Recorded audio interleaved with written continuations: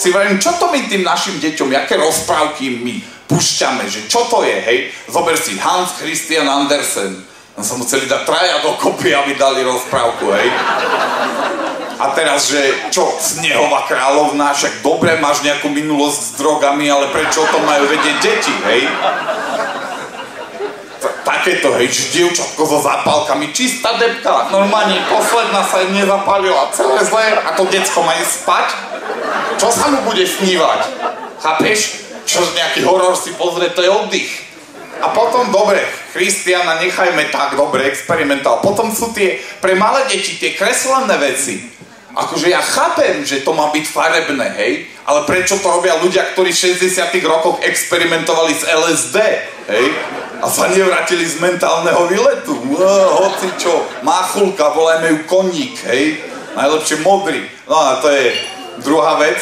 No a potom si ale zoberte, že do Pčínskeho. Krvaky, drsné veci, hej?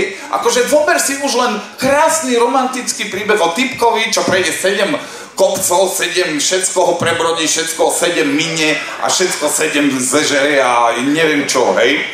A on ide furt v tom istom brnení.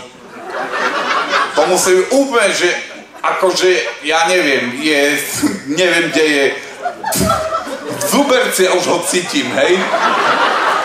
Alebo tak. A teraz tento už prešiel cez potoky, počuješ ho, lebo vrzga. A on ide jasne, stepilý princ na koni ide dať dole 12 hlavého dráka.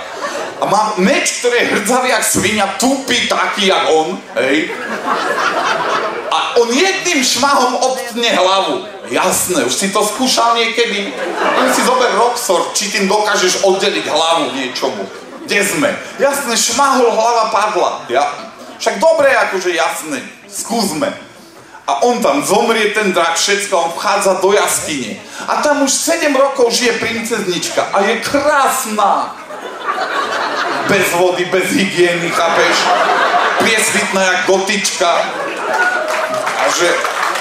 No, díky, tam neplieskajú, čaute.